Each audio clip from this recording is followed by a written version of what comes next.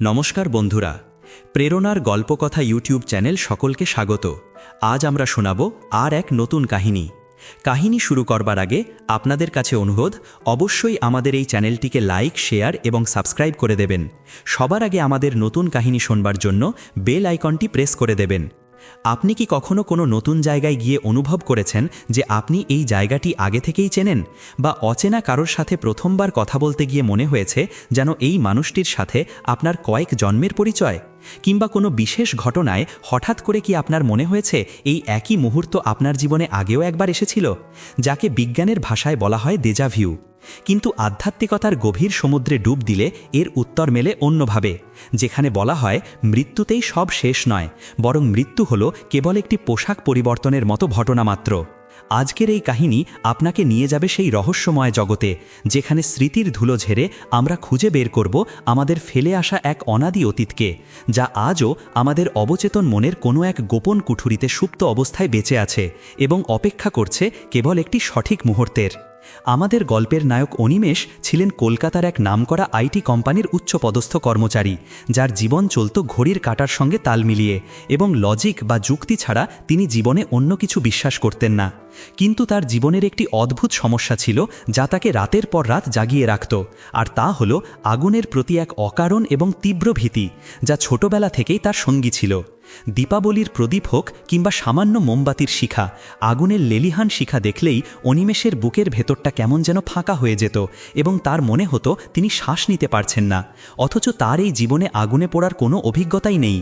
ডাক্তাররা বলেছিলেন এটি কেবল একটি ফোবিয়া বা মানসিক ভীতি, কিন্তু অনিমেষের মন মানতে চাইত না, কারণ তিনি জানতেন এই ভয়ের উৎস আরও অনেক গভীরে। সমস্যাটি চরমে পৌঁছালো যখন তার অফিস বিল্ডিংয়ে একদিন ছোটোখাটো শর্ট সার্কিট থেকে আগুন লাগল, এবং যদিও সেই আগুন ছিল নগণ্য এবং সবাই নিরাপদে বেরিয়ে এসেছিল, কিন্তু অনিমেষ সিঁড়িতে জমে গিয়েছিলেন, নড়তে পারছিলেন না, এবং তার চোখের সামনে ভেসে উঠছিল এক অন্য দৃশ্য, যেখানে তিনি দেখছিলেন কাঠের তৈরি বিশাল এক পুরনো বাড়ি দাউ দাউ করে জ্বলছে, আর তিনি প্রাণপণ চিৎকার করছেন কাউকে বাঁচানোর জন্য, অথচ তার গলা দিয়ে কোনো স্বর বের হচ্ছে না। সেই ঘটনার পর থেকে অনিমেষের রাতের ঘুম চিরতরে উধাও হয়ে গেল, কারণ প্রতি রাতে তিনি স্বপ্নে সেই একই আগুনের দৃশ্য দেখতেন এবং ঘামে ভিজে ধরপড় করে জেগে উঠতেন। অনিমেষ বুঝতে পারলেন যে আধুনিক চিকিৎসা বিজ্ঞান বা সাইক্রিয়াট্রি এর কোনো উত্তর দিতে পারবে না।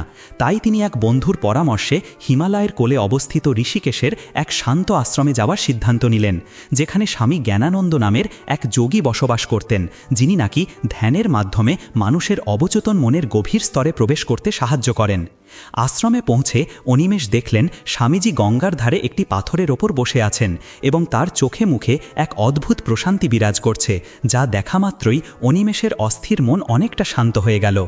অনিমেষ তার সমস্ত সমস্যার কথা খুলে বললেন, এবং স্বামীজি মৃদু হেসে বললেন যে তোমার এই ভয় এই জন্মের নয়, বরং এটি তোমার আত্মার উপর লেগে থাকা এক পুরনো ক্ষত, যা নিরাময় করতে হলে তোমাকে সেই অতীতে ফিরে যেতে হবে, যেখানে এই ঘটনার সূত্রপাত। শুরু হলো অনিমেষের এক নতুন যাত্রা, যা ছিল বাইরের জগতের নয়, বরং নিজের মনের ভেতরের এক অন্তহীন সর্পিল পথ। স্বামীজি অনিমেষকে একটি অন্ধকার গুহার ভেতর নিয়ে গেলেন, যেখানে কেবল একটি মাটির প্রদীপ জ্বলছিল, এবং নির্দেশ দিলেন চোখ বন্ধ করে নিজের শ্বাস প্রশ্বাসের উপর মনোযোগ দিতে।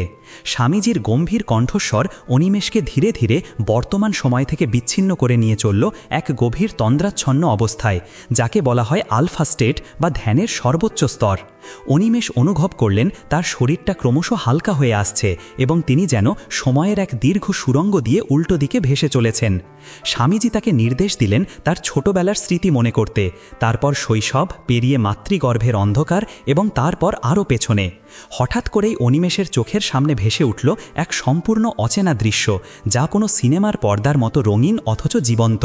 তিনি দেখলেন তিনি আর অনিমেষ নন, বরং তার পরনে রয়েছে ধুতি আর গায়ে চাদর, এবং সময়টা সম্ভবত ঊনবিংশ শতাব্দীর কোনো এক গ্রাম্য বাংলা।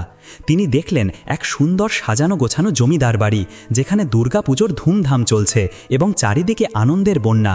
কিন্তু হঠাৎ করেই সেই আনন্দ চিৎকারে পরিণত হলো, যখন ডাকাত দলের আক্রমণে পুরো বাড়িতে আগুন লাগিয়ে দেওয়া হলো। অনিমেষ ধ্যানের মধ্যেই অনুভব করলেন সেই অসহ্য উত্তাপ এবং ধোঁয়ার কুণ্ডলী, যা তার শ্বাস রোধ করে দিচ্ছিল। তিনি দেখলেন তিনি পাগলের মতো দৌড়াচ্ছেন দোতলার ঘরের দিকে, যেখানে তার ছোট্ট মেয়েটি আটকা পড়ে আছে। আগুনের লেলিহান শিখা তাকে চারপাশ থেকে ঘিরে ধরেছে এবং তিনি প্রাণপণ চেষ্টা করেও সেই বন্ধ দরজা খুলতে পারছেন না। দরজার ওপাশ থেকে ভেসে আসছে তার মেয়ের করুণ আর্তনাদ, বাবা বাঁচাও।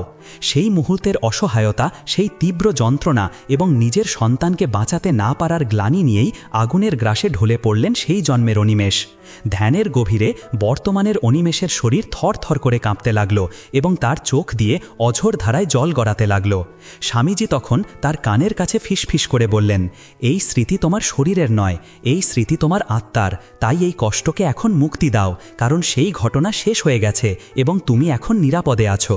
স্বামীজির নির্দেশে অনিমেষ সেই জ্বলন্ত দৃশ্যটিকে মনের ভেতর থেকে ধীরে ধীরে মিলিয়ে যেতে দেখলেন এবং অনুভব করলেন যে আগুনের সেই ভয়ানক উত্তাপ ক্রমশ শীতল জলের মতো শান্ত হয়ে আসছে। তিনি দেখলেন সেই ছোট্ট মেয়েটির আত্মা তাকে বিদায় জানাচ্ছে এবং বলছে যে সে ভালো আছে।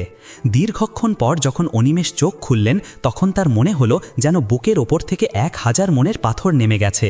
তিনি বাইরে এসে দেখলেন গঙ্গার জল সূর্যের আলোয় চিকচিক করছে এবং দূরে কোথাও আগুনের ধোঁয়া দেখেও আজ আর তার মনে কোনো ভীতি জাগছে না, বরং এক অদ্ভুত প্রশান্তি তাকে ঘিরে রয়েছে।